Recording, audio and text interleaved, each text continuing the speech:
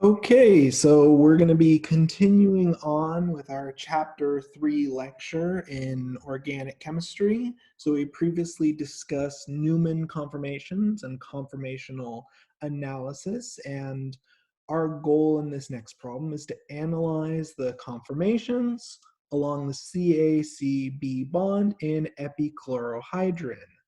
Okay, so our first step in this process is to draw out all of our implicit hydrogens. So once we have all of our substituents established and we've drawn out all of our substituents on carbons A and B, okay, so we have our carbon-chlorine bond, and attached to carbon A are a total of 2 hydrogens, okay? Now I'm going to start by drawing this in a bit of a sawhorse-like arrangement, and then we'll move on to a Newman projection, okay?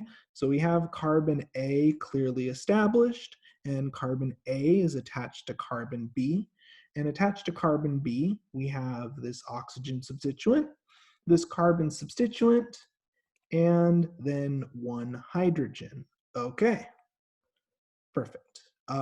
One thing to note is that the oxygen and carbon substituent are adjacent to each other in this sawhorse projection, since it's part of an epoxide, of course.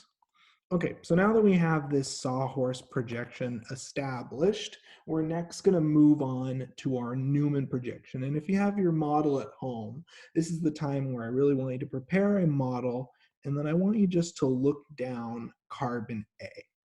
Okay, so with that established, let's now start to draw out our Newman projection for our front. So let's look at carbon A. So on the left, we have our chloride or chlorine.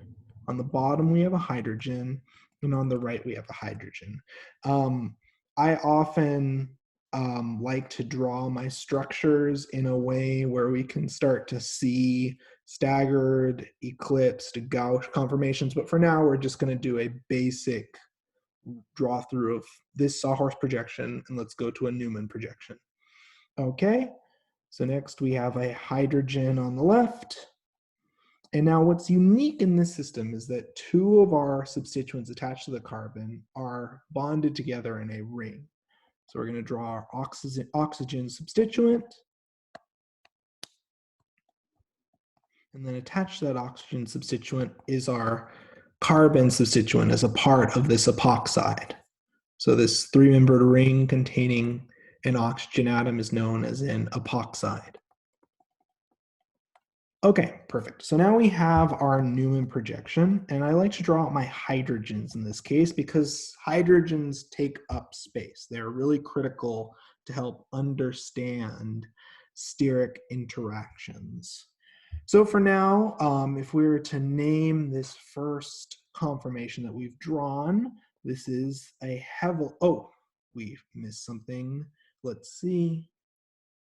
We forgot one of our hydrogens. So let's put we forgot our second hydrogen. No, we did not. So let's see, 1, 2, 3. Yeah, the angle's a little bit awkward to draw, but that's one key feature of these epoxide rings, is that the position of this carbon constituent is somewhat constrained relative to the oxygen.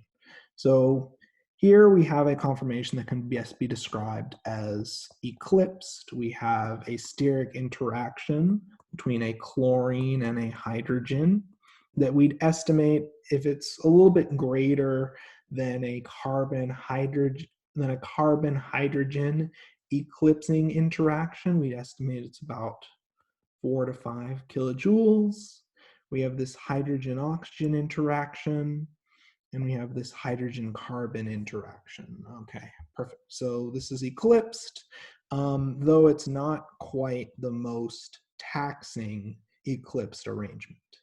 Now, what we're going to do in terms of conformational analysis is we want to look at the energies of each of these conformations. What we're going to do is we're going to successively rotate the front substituents by 60 degrees. So we're going to rotate our front substituents either in our model or in this drawing by 60 degrees, and then we're just going to redraw what we see. So if we rotated it rotate each of our front substituents on carbon A 60 degrees, we now have our chlorine pointing up, our hydrogen pointing to the right, and our other hydrogen pointing to the left. Okay, we're going to draw each of our back substituents exactly as we've drawn them before in the earlier example. Now, it's a bit hard to show, but again, this carbon is constrained in terms of how far away it can be from this epoxide oxygen because they're bonded together in a ring. I'm still going to draw the hydrogens. For effect. And now we're going to take a look at the following conformation and try to see if we can observe any other interactions. So in this case, looking at this conformation, we have, let's see, the chlorine does take up some space, so we have a mild gauche interaction. The chlorine is not substantially sterically bulky, and the hydrogen's not substantially sterically bulky, so we can't even really consider this a formal gauche interaction. We have a slight interaction between the oxygen and the chlorine, though again, they're not substantially sterically bulky, so we're not seeing a true gauche interaction at play. And then looking in our bottom right-hand corner, we do have an interaction between a CH2 and a hydrogen functionality. They're held in a bit of an eclipsed like arrangement. So this would cost us about, so in terms of the methyl hydrogen eclipsing interaction, it's about 4.6 kilojoules. Now, if we want to think about our lowest energy conformation, if we want to think about our lowest energy and our highest energy conformations, as those are often the ones that we're most interested in these problems, let's look at our bulkiest substituents in both of the front and the back carbon. So if I had to pick the bulkiest substituent in this front carbon, it would be our chlorine. So I'm just gonna put a star next to that chlorine. And in terms of the bulkiest substituent in this epoxide ring, I'd put it on our methylene group. Okay, so if we want to look at the highest energy conformation, we'd ideally, if we were drawing the highest energy conformation, we'd have this chlorine and this methylene group eclipsed. Okay, so let's try and draw that. So in order to accomplish that, we're going to have to rotate this chlorine 120 degrees. Okay, so let's draw out that new all eclipsed conformation. So we have our two hydrogens, one on the top, one on the left. We have our chlorine pointing to the right.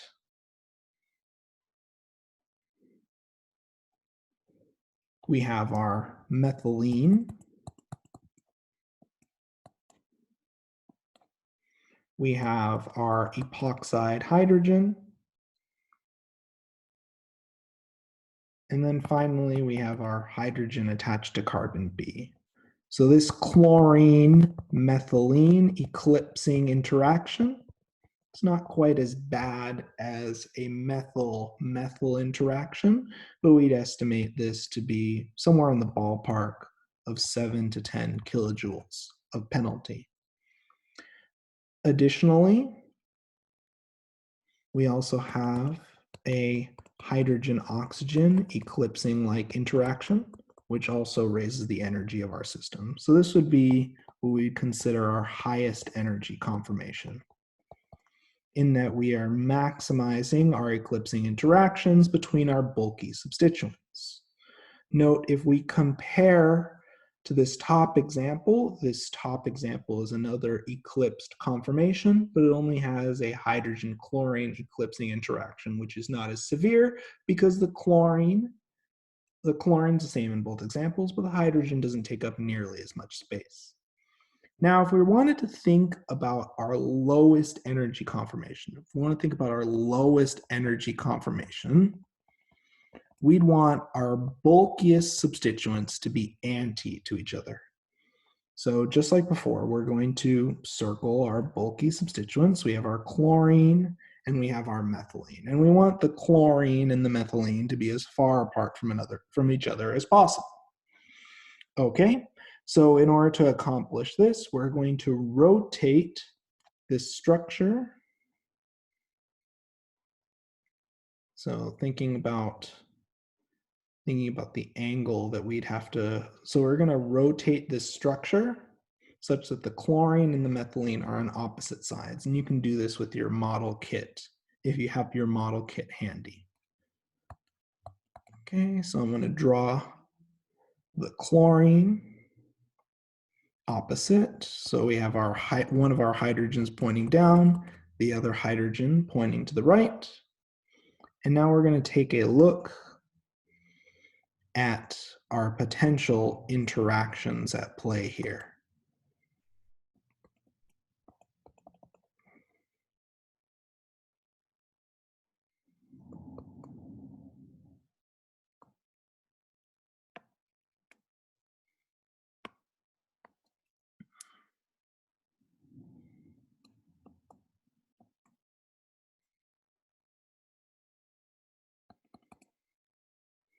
So in this structure here, even though we pay a small penalty because this hydrogen and oxygen are approaching and almost looking as if they're eclipsed, we've minimized and we've ensured that we do not observe a substantial chlorine methylene interaction, and that in turn minimizes the energy of our system.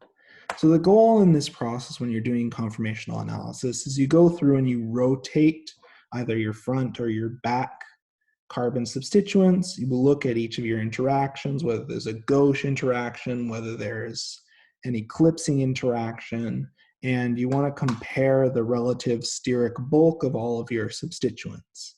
And your goal is to minimize interactions between your bulky substituents and minimize your eclipsing interactions when you're looking for the lowest energy conformation. Now, inevitably, you will have to pay some penalty in a lot of your conformations, and you will have to deal with some gauche-like interactions. But in general, a gauche interaction, such as that shown here, is lower in energy than the penalty that you pay for an eclipsing interaction. Okay.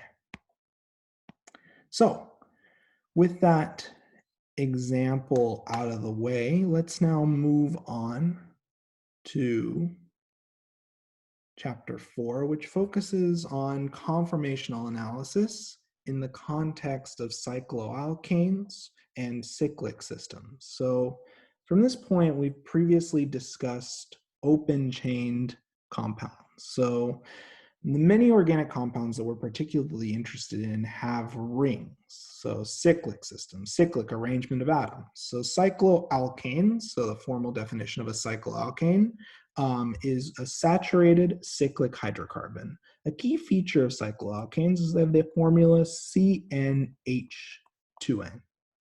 So cycloalkanes are named the same way straight chain alkanes are, except with the prefix cyclo. So cyclopropane is a 3-carbon ring. Cyclobutane from the but prefix is a 4-carbon ring. Cyclopentane is a 5-carbon ring, and cyclohexane is a 6-carbon ring. Now, each of these cyclic systems have very unique both torsional and steric interactions. And we're going to look at each of these interactions and look at each of these cyclic systems to begin to understand their preferred conformations and begin to assess the energy of conformations found in each of these cyclic systems. Okay, so before we start delving into cycloalkanes in detail in terms of conformational analysis, we have to focus on how to name cycloalkanes. They're named exactly the same as straight chain alkanes, except with the prefix cyclo. So first we need to find the parent chain, which is found by just counting the total number of carbons in the ring. For example, in this case, we have a total of 6 carbons, so 6 carbons is hexane. Since it's arranged in a ring, we call this cyclohexane. Okay, now in terms of numbering the substituents, you want to position your substituents at the lowest carbon numbers, remembering that as a tiebreaker, you use your alphabetical order. Oops, one moment.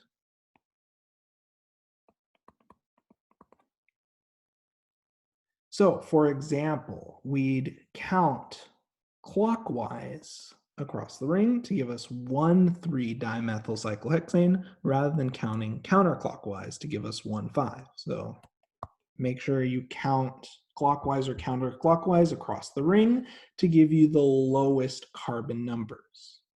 Now let's look at a next example where we have a bit of an issue at play. So we have a total of 3 substituents. So these are methyl substituents. And so substituent at theoretical carbon number 2 would be an ethyl substituent.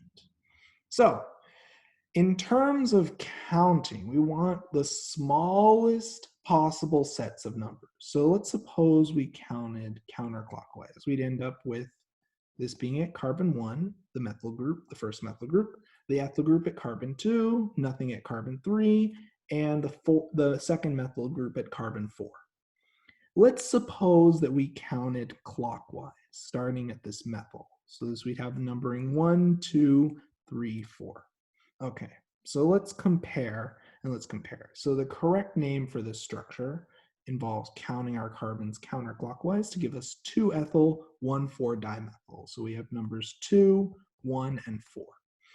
Now, if we compare that to alternative counting methods, if we compare this numbering arrangement to alternative carbon counting methods, we'd have numbers, one moment, we'd have numbers 1, 2, and 6 in this first counting arrangement, putting a 1 in front of the ethyl. Again, 6 is greater than 4, so this counting method's a no-go. In this case, we have numbers 1, 3, and 4 when we counted clockwise in this first example. And if we compare 3 to 2, 3 is greater, so this counting method gives us a larger set of numbers, and as a result, it's not preferred.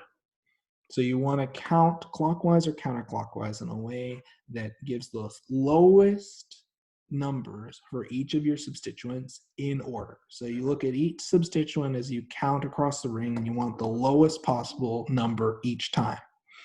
If there's a tie, then you resort to alphabetical order. Okay.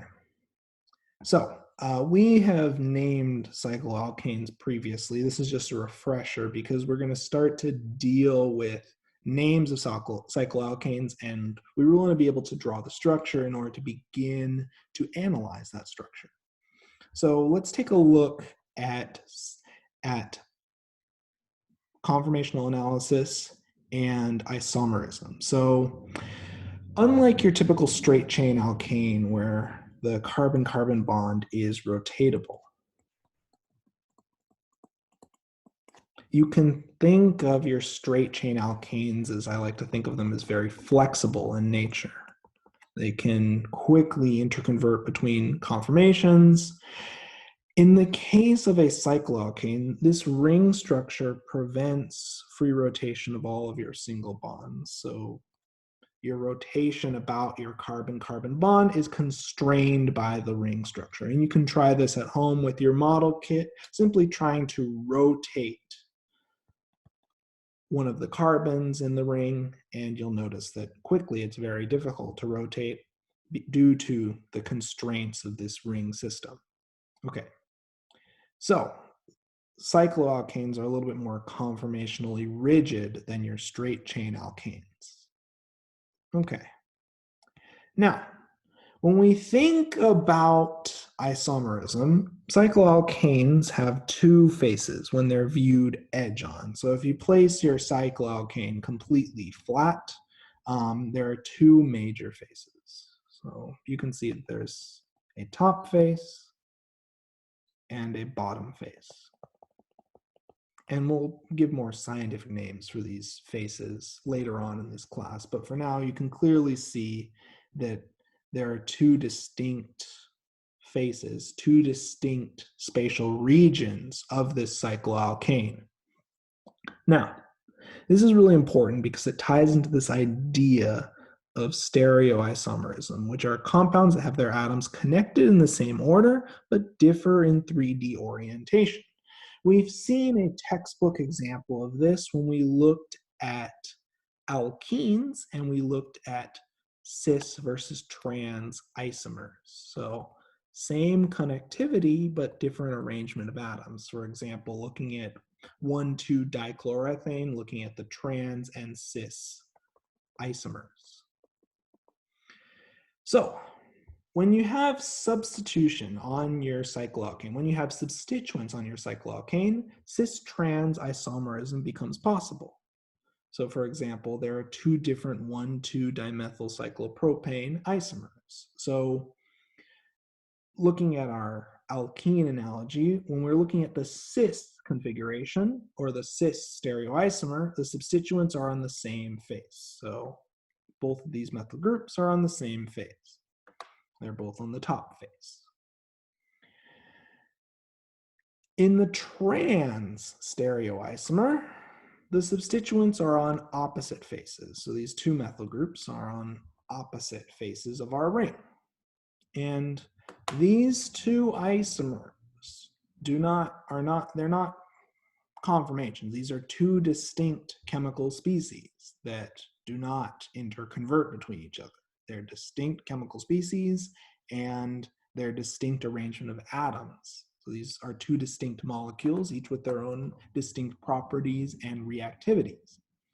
Okay, so let's now take a look at a few factors that are critical to understanding the stability of cycloalkanes. These are angle strain, steric strain, and torsional strain. So let's start off with cyclopropanes, as they really bring home this idea of angle strain. So when you have distortion of bond lengths and angles from your ideal bond angle, we call this angle strain.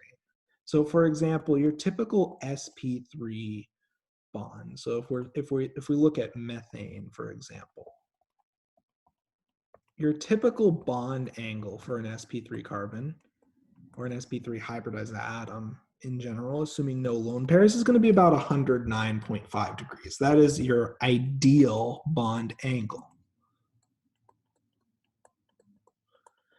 Now, unfortunately, if we take a look at cyclopropane, we'll begin to notice an unfortunate issue.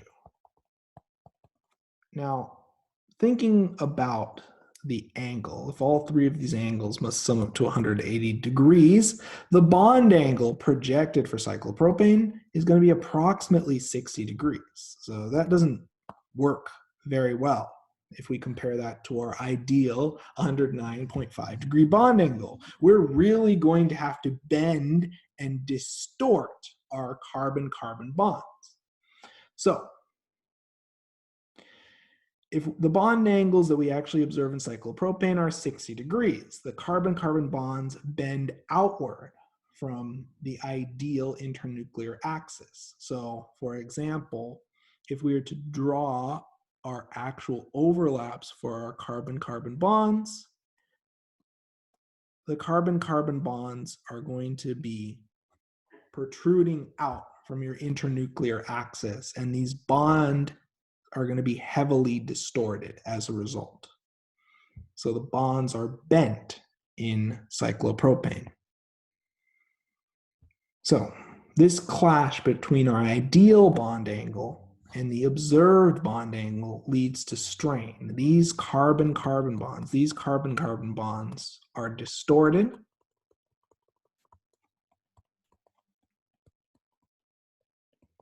and this costs energy. We call this idea angle strain. When you distort a bond from its ideal bond angle, that affects your orbital overlap and that affects your bond strength. cyclopropanes often react and behave as if very similar to alkenes in terms of properties and reactivity. And ring opening of cyclopropanes is relatively facile compared to other cyclic systems. So these carbon-carbon bonds are more labile, more reactive than you'd expect for a typical carbon-carbon bond. Now, let's move on to a type of strain that we've seen previously when we were discussing conformational analysis and gauche interactions, steric interactions. So steric strain is this idea that there's an electron-electron repulsion between atoms or groups of atoms that are too close together.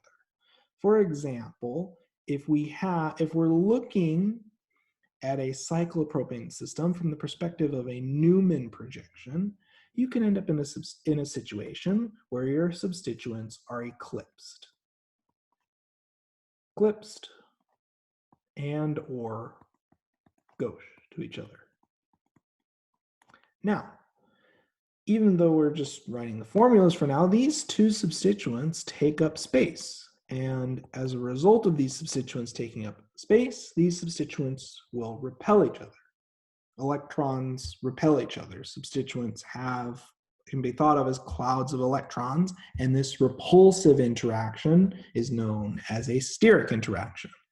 We've seen this before in Newman projections when we looked at the methyl-methyl gauche interaction, which is essentially this idea that these two methyl groups take up space, and as a result of these two bulky substituents being in the same region of space, these substituents will repel each other, and that raises the energy of our system.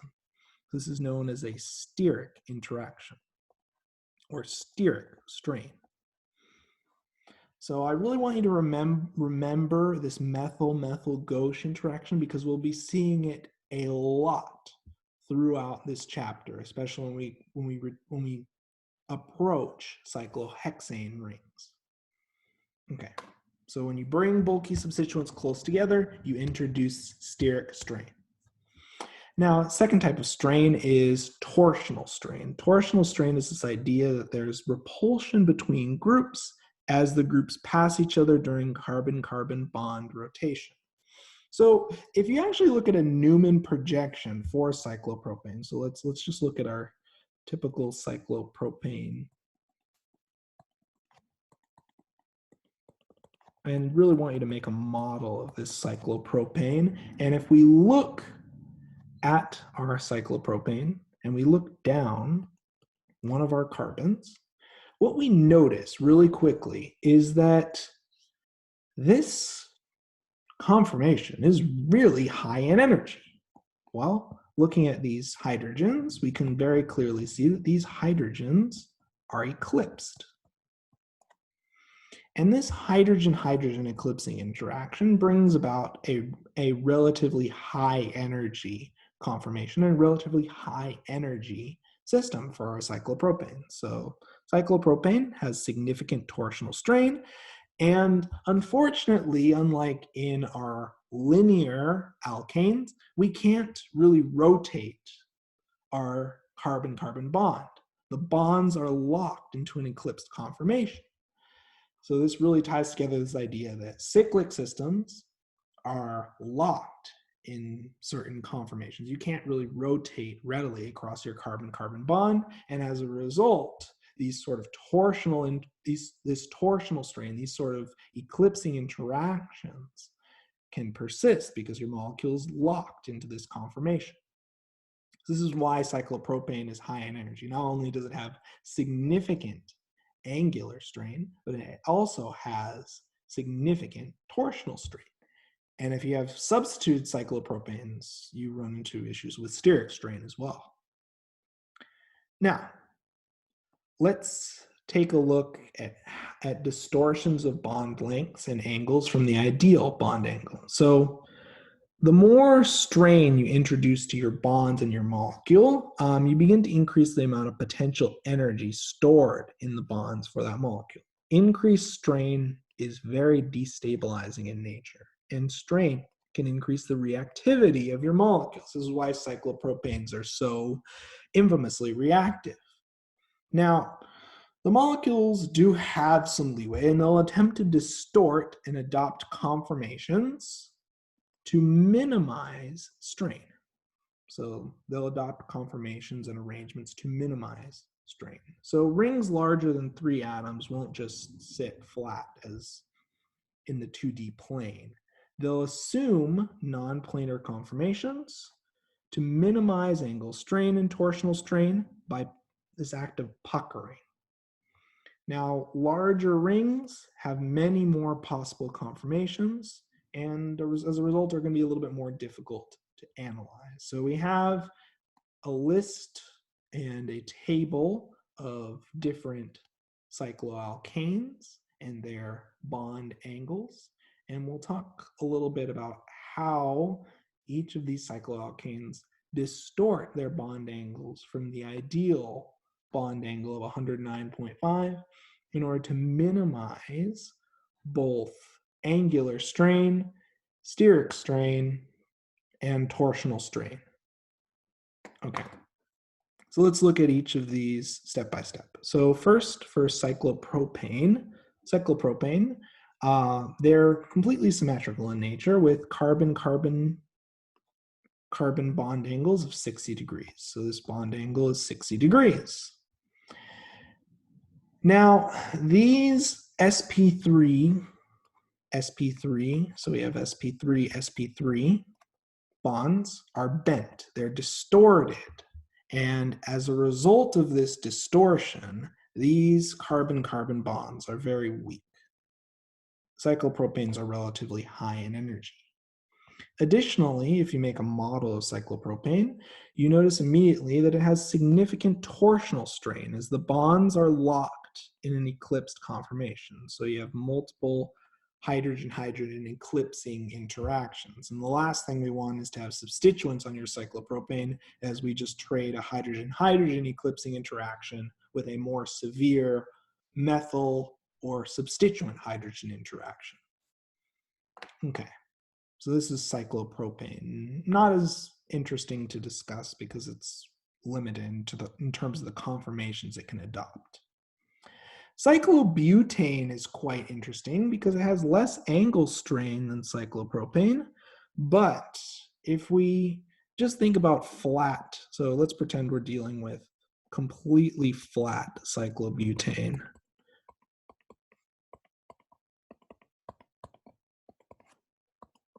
So if it's completely flat, just like in cyclopropane, one of the major problems that plague cyclopropane are these eclipsing interactions.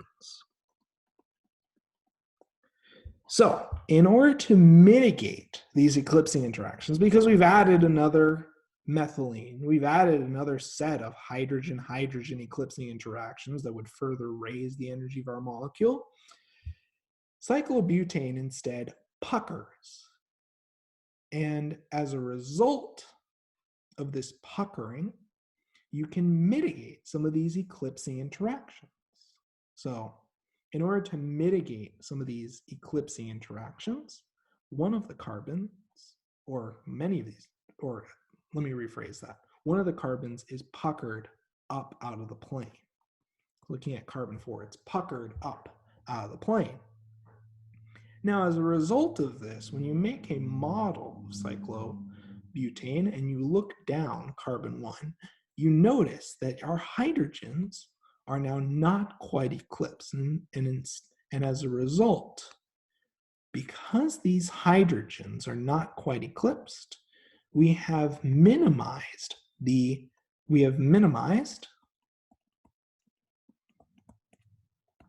torsional strain. And we did have to pay a cost to this. We've minimized torsional strain at the cost of angle strain. Okay, so one of the carbons is bent about 25 degrees above the others. This bend increases angle strain because we've distorted our bond angles further from the ideal bond angles, but we've gained a benefit. We've cut down some of our torsional strain, which is a real killer if all of your hydrogens are completely eclipsed. Okay, let's continue on with our studies. Let's look at cyclopentane. And I know this is a relatively broad overview of each of these different cycloalkanes. We're going to start to apply this conformational analysis to assess the energy of our systems once we understand and we've taken notes and we've studied each of these cycloalkanes in detail. So cyclopentane has less angle strain. So if we have a 5-carbon ring, the bond angles, the amount of angle strain is not nearly as large. You're able to have a wider carbon-carbon-carbon bond angle just as a result of the number of carbons you have in the ring. Now, if we had a completely flat cyclopentane, so if we had a completely flat cyclopentane, completely flat, we would have no angle strain, since our bond angles are very close to the ideal 109.5 degrees. However, again, when we have a completely flat ring, the old familiar issue begins to pop up. When we have a completely flat ring, we have a ridiculous amount of torsional strain. You have all these hydrogen-hydrogen eclipsing interactions. So to relieve this torsional strain, one of our carbons is going to pucker up to form this quote-unquote envelope conformation. So cyclopentane conformations are non-planar to reduce this torsional strain, to minimize these eclipsing interactions. So, for example, in this case, we've drawn carbon 5 as our puckered carbon that's distorted up above the plane. 4 carbon atoms are in the same plane, and as a result of this puckering, again, just like in cyclobutane, we have minimized and we've attempted to mitigate some of these torsional interactions. So we've minimized our torsional strain. So a lot of the time, the reason why all these cycloalkanes are distorted from their planar flat configurations is simply to minimize these torsional hydrogen-hydrogen eclipsing interactions. Now we're going to move on to probably one of the most important cyclic systems that's prevalent in a range of molecules and is a really useful tool towards understanding conformational analysis and looking at how conformations can influence reactivity, which we'll touch on again towards the later half of this class, are here cyclohexane systems. The cyclohexane ring is free of angle strain. And another benefit of the cyclohexane ring, it can adopt chair conformations with negligible torsional strain. So if we take a look at the cyclohexane chair conformation, which is shown here, let's now do a deep dive where instead of looking down just one of our carbon-carbon bonds, I'm going to label this 1 and 3. Let's look down the bond associated with carbon 1, and let's call this 5. And let's look down the carbon-carbon bond involving carbon 3, carbon 3 and carbon 4. So we're looking down, essentially if we're standing in front of this chair conformation, we're looking down the bond between 1 and 6 and 3 and 4. So we're drawing a Newman projection for both of these conformations. So again, if you have your model kit in front of you, we'd be looking down carbon number 1. So note carbon number 1's in front, carbon number 6 is in back, carbon number 3 is in front, and carbon number 4 is in back.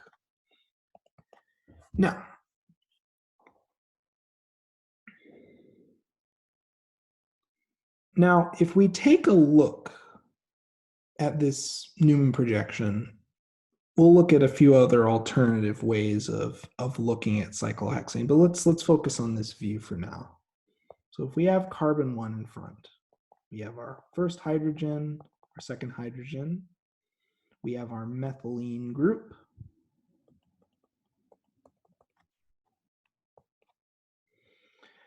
and looking in the back, looking at carbon 6, we see that we have a hydrogen pointing up, a hydrogen pointing to the left, and a methylene group pointing down.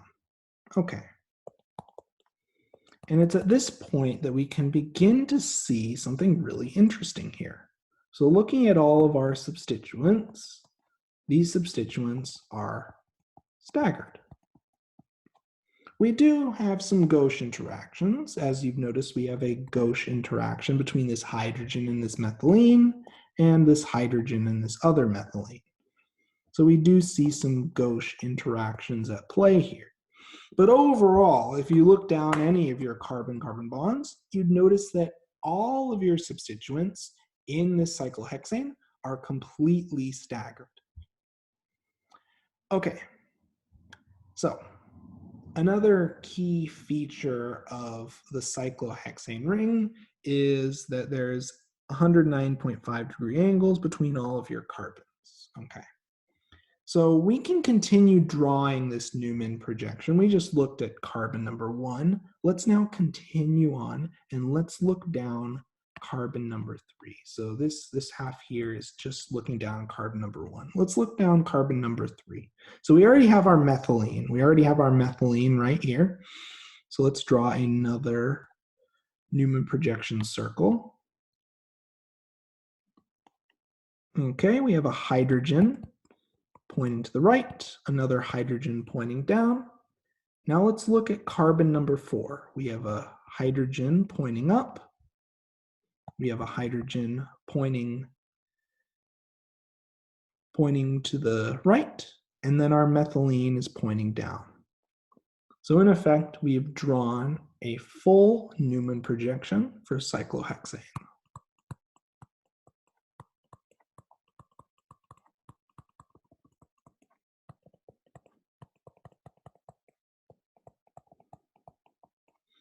Now, if you're feeling adventurous, you can also try using the same Newman projection mapping method, except this time I want you to look down carbon 1 and carbon 5. And you can check your work by comparing it to the shown drawn Newman projection. It's always important to specify what carbon you're looking down. In this case, all the substituents are the same, so it doesn't actually matter. You'd end up with very similar Newman conformations, assuming you're not flipping the ring or anything, assuming you're just looking down a carbon-carbon bond and drawing the substituents as you see them. It's really important that you do not change the relative position of any of your substituents when you're drawing a Newman projection, because those, if you change the relative arrangement of your substituents, you're drawing a new conformation. And that's actually a great lead-in to what we're going to talk about next, which are different conformations of cyclohexane and how those conformations can interconvert. Okay. So let's first talk, how do you draw a cyclohexane chair conformation? So let's do this together. So first things first, you're going to draw two parallel lines slanted downward. So okay, we're going to draw two parallel lines slanted downward. So just as a refresher, the chair conformations should look something like this. There are two chair conformations which readily interconvert. And our first step is to draw our two downward parallel lines. Okay. Next, we're going to place the topmost carbon atom above and to the right of the plane of the other four. Okay, so these are our four carbon atoms. So we're going to place one above the plane. Okay, so far we have something that looks like this. It's not perfect, but you'll get better with this over time. Next, we're going to place the bottommost carbon below the plane and then draw a line connecting to it. So we already have something that looks quite similar to the cyclohexane that I drew earlier. Okay, so let's now try with a little bit of practice. Just some notes here when drawing your cyclohexane. The bonds, the bottommost carbon should be parallel to the bonds, the topmost carbon. So I'm going to draw my two lines, draw my topmost, draw my bottommost, and I'm going to make sure that these lines are parallel. Do you notice how these two sets of lines drawn to the top and the bottom carbon are completely parallel? If you have a stencil kit handy, I have one available in my office for you to check out. The stencil kits are really wonderful for this, and especially for reports, you can also use Marvin Sketch, which has a wonderful template for this. You want to be able to quickly draw cyclohexanes and have them be relatively consistent, so that way when you're going through different ring flips and drawing out different conformations, you can very quickly identify axial and equatorial substituents and start to do conformational analysis without having to worry too much about the drawing step. So if needed, just practice drawing cyclohexanes, and importantly, make sure you're comfortable drawing the ring flipped version. So just to showcase that, I'm going to draw two parallel lines. Notice how they're pointing the opposite direction for our ring flip form. I'm going to draw my topmost carbon. Okay, I'm going to draw my bottommost carbon. And there we go. We have something that's not quite perfect, but it's good for revision. So your ring flip carbon, your ring flipped cyclohexane should look very similar to your first cyclohexane drawing, except it's a mirror image. Now, we'll talk more about how these different cyclohexane conformations interconvert in a moment. So, let's talk a little bit about the substituents on the cyclohexane ring. So, one moment. So, in terms of axial and equatorial substituents, the chair conformation has two kinds of positions. Our axial positions, which we'll show in red, and our equatorial positions, which we'll show in blue. Now, cyclohexane in total has 12 carbon, has 12 hydrogens. It has a total of 6 equatorial hydrogens and 6 axial hydrogens.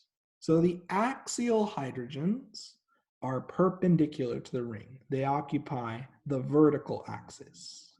Notice how we have 3 axial hydrogens pointing up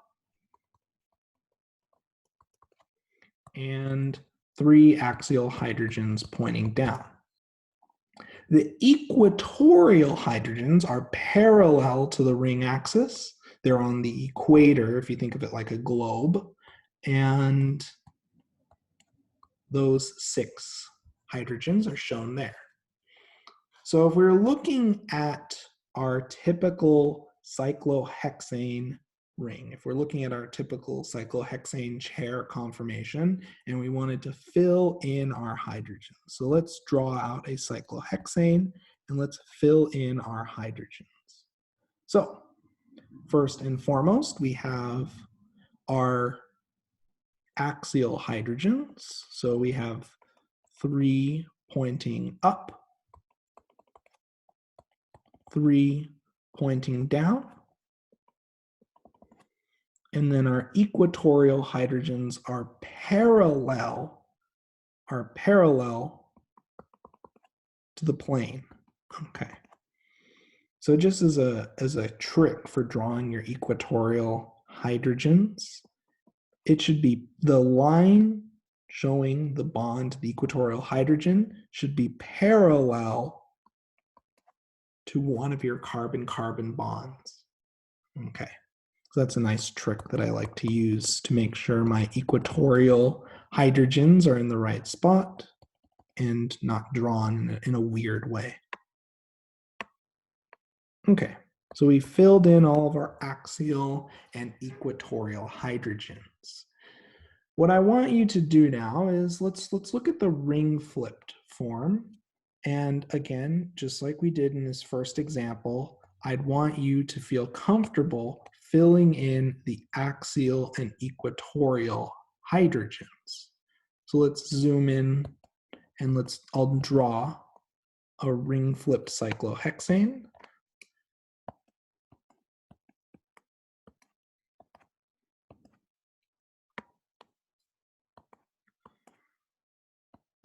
And now let's fill in our axial and equatorial substituents, just like we did before. So in this case, we have a total of 3 axial hydrogens pointing up, 3 axial hydrogens pointing down, and we draw our equatorial substituents just like we've done before.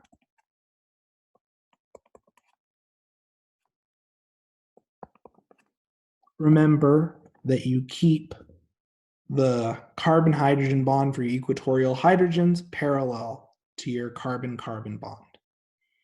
Okay, perfect. So we're comfortable drawing axial and equatorial substituents.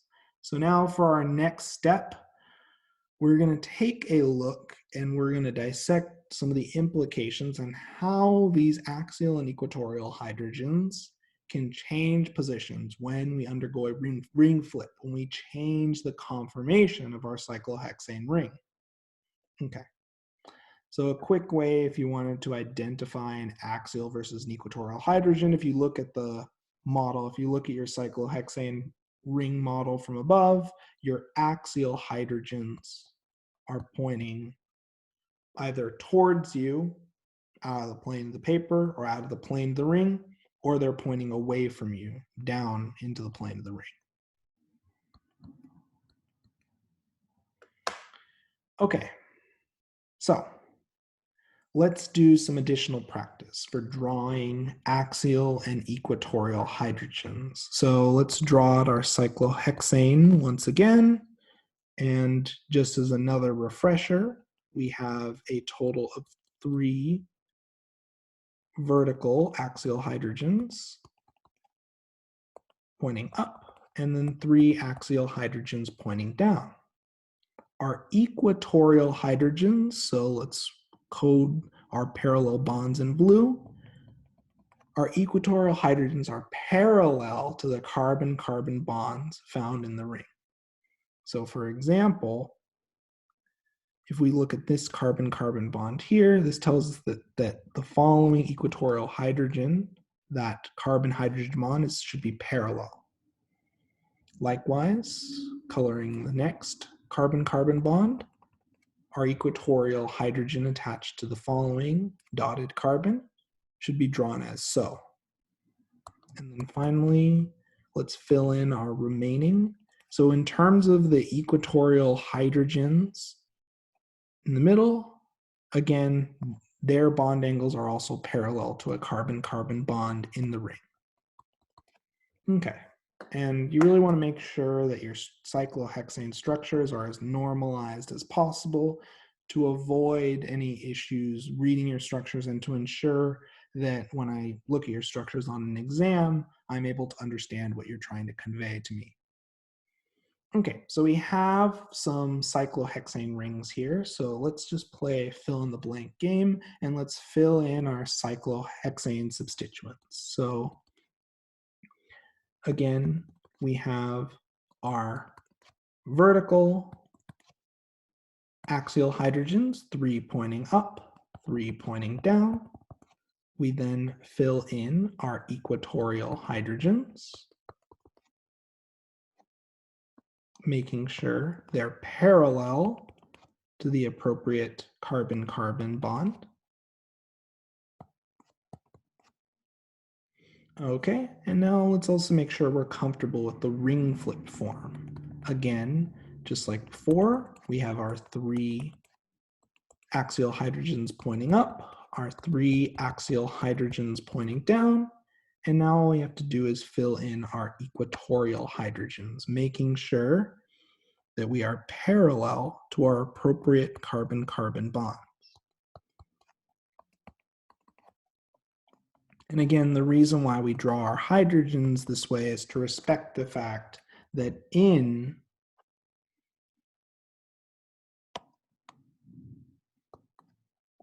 cyclohexane, all of our hydrogens are staggered, and we've minimized our torsional strain. Okay, so let's now continue on And let's try to look at what happens when our cyclohexane undergoes changes in conformation, and how do we assess the energy of different conformations of cyclohexane and different conformations of cyclohexane with substituents. So, cyclohexane at room temperature readily interconverts between its two chair forms. So these chair conformations readily interconvert, and that results in the exchange of axial and equatorial positions via a ring flip. So when a ring flip occurs, so for example, everyone notice our axial substituent here. Let's just focus on the substituents on this carbon in the back. After a ring flip, our axial substituent is now in the equatorial position. Our axial substituent is now equatorial. Okay, so to talk a little bit about carbon mapping here, in a ring flip, you're going to pick a pair of carbons, ideally the carbons pointing out of the plane, and you're going to move the carbon that's on the bottom or pointing down relative to the plane. You're going to move that carbon up, and you're going to move the carbon pointing up, down. Okay, as a result of this ring flip, when you draw your new chair conformation, let's label this as carbon 1, 2, 3, 4. Carbon 1 is now pointing up, and carbon 4 is now pointing down. So if we fill in our numbering, you should have the following new numbering scheme after the ring flip for your cyclohexane. So it's really important that when you redraw your ring flip cyclohexane, you don't end up shuffling substituents around or accidentally drawing a new stereoisomer. All you're doing when you undergo a ring flip is carbon 1 moves up, carbon 4 moves down. All the substituents attached to carbon 1, 2, 3, and 4, you flip your axial and equatorial positions, but all the substituents attached to carbon 1 are still attached to carbon 1. Now, what's really interesting here is that we haven't actually filled in our substituents yet, and depending on the substituents, and this is really critical, one chair conformation may be energetically favored. So we're going to use the same idea of conformational analysis to assess the energies of cyclohexane systems. So let's take a look at that. Now, unfortunately, we're going to have to first get acquainted with how to portray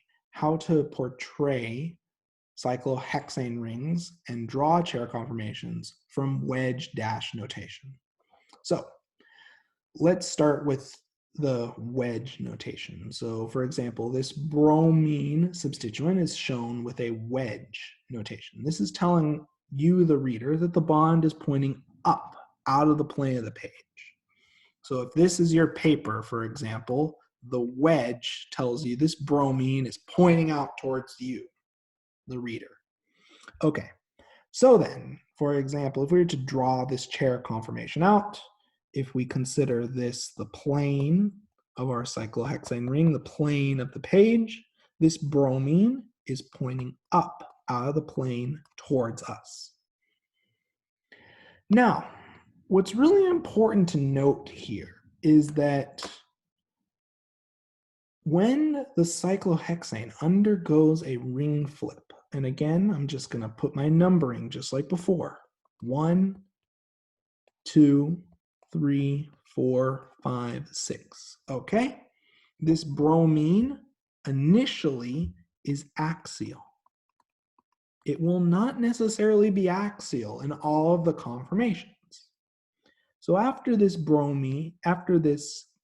cyclohexyl bromide undergoes a ring flip, just like before, we're going to take carbon 1 and move it down, carbon 4 and move it up. Okay, So carbon 4 is now right here. It's the carbon that's pointing up. Carbon 1 is right here. It's now the carbon that's pointing down relative to the plane. Now, as you've noticed, the carbon that the bromine's attached to has not changed, but the position in the chair, the way that you draw the chair, carbon 1 is now in this bottom right-hand corner. And critically, in this ring flip form, our bromine, as expected after a ring flip, is now equatorial. Okay, so just make sure that you're really careful when you're drawing your conformations that you start off by drawing one cyclohexane chair conformation, and then if needed, you flip the chair and redraw your new cyclohexane ring conformation. Do not put the bromine here, for example. That's an entirely different view of the molecule, and it's an entirely different stereochemistry. Okay, so I always like to start drawing out my conformations with my ring, with my cyclohexane chair sort of pointing to the right. That's just personal preference. You can do it however way you want, but that way it just keeps things consistent, and I avoid having to accidentally draw enantiomers. Okay, let's now look at the dashed bond. That means the bond is pointing down below the plane of the page. So if the wedge is pointing out, the dash is pointing into the page away from us. So this dash OH is telling us if we're staring at our model from a bird's eye view from the top, this OH is going to be pointing away from me, the reader. Okay, so this is very clearly seen in the second cyclohexane conformation. If this is the plane of the page, if above the plane of the page would be up, below the plane of the page is down. Okay, so this OH, this hydroxyl group is still axial in this following conformation. So dash and wedge do not necessarily directly correlate with axial or equatorial. It just means it's pointing towards you or away from you, or towards you from the plane of the page or away from you looking at the plane of the page. So let's start with this conformation now, and let's label our carbons before we undergo a ring flip. So first things first, let's label this carbon as carbon number 4. This carbon is carbon number 1. We're going to bring carbon number 1 down, carbon number 4 up. And if you're having a model and you just physically push carbon 1 down and carbon 4 up, you'll notice that the ring will automatically flip and all the substituents will flip between axial and equatorial positions. So now remapping here, carbon number 1 is now the carbon pointing down, carbon number 4 is the carbon that's pointing up, and now if we take a look at our OH in this case, it is equatorial. Now, if we look and we compare the OH relative to the hydrogen, is our hydrogen pointing up the plane of the page, just like this bromine? Yes, so we can see that the hydrogen has a wedge. So if you're ever feeling stuck and you're really used to the wedge notation, just think about, well, what is my hydrogen looking like? Well, if the OH has a dash, the hydrogen on that same carbon will have a wedge, and the hydrogen will be pointing up towards me in this first conformation. So one thing that I would like you to appreciate is just looking at this same carbon. So in wedge notation, we have an axial substituent. So in one of our conformations. So wedge notation, we have an axial substituent. This bromine is axial. Looking at the dash notation for the same cyclohexane conformation, we have an equatorial substituent when we have dash notation. Now, this is unique for each carbon in the ring, but it's something that I want you to note. When you change your stereochemistry, when you go from wedge to dashed stereochemistry, you are in effect changing between axial and equatorial arrangements of your substituents. So this isn't a conformational shift.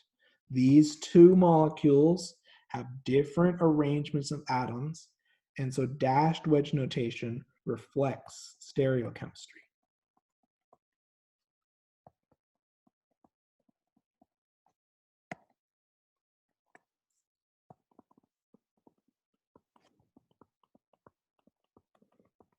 Which is your 3D arrangement of atoms relative to one another. Okay, so let's practice with this. So this is where practice makes perfect. So at this moment, you can pause the video or take a few moments on your own, and let's draw the chair conformations, both the chair conformations for the following molecule. Okay. So I'm going to now get started with the solution. So this wedge tells me that it's pointing out of the page. So I'm going to start and I'm going to draw my cyclohexane where it's pointing to the right. That's just my personal preference. And I'm going to put this SH group on carbon number 1. Okay. The thiol, this SH group, is pointing up out of the plane of the page, and it is axial. Okay, perfect. The hydrogen attached is equatorial.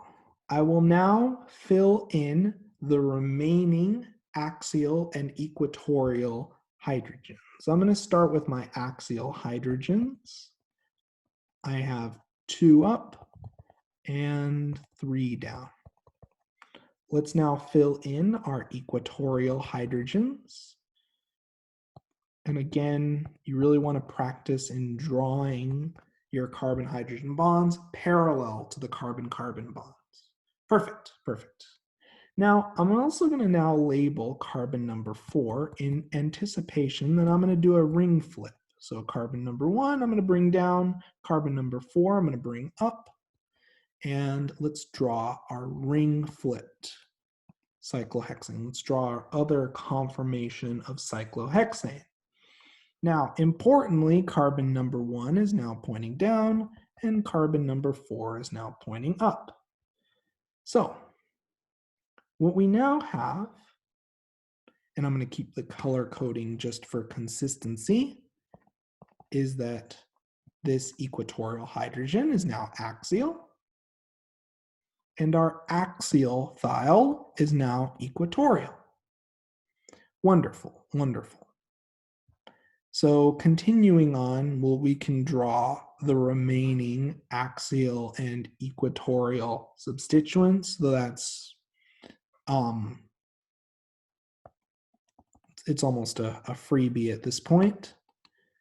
So then we have our 3 now axial hydrogens and our 2 equatorial hydrogens. Let's now fill in our, whoops, I'm getting ahead of myself here.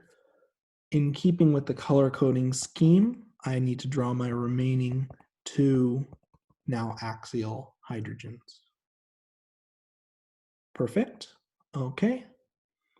Let's now draw our newly equatorial hydrogens, just for completeness, making sure that our bonds are drawn parallel to the carbon-carbon bonds. I know it seems nitpicky, but it'll save you a lot of grief in the long run. Okay, perfect. So we've drawn both conformations for the following molecule. And it's really important that you keep your carbon numbering consistent and that you keep the conformation that you start with consistent.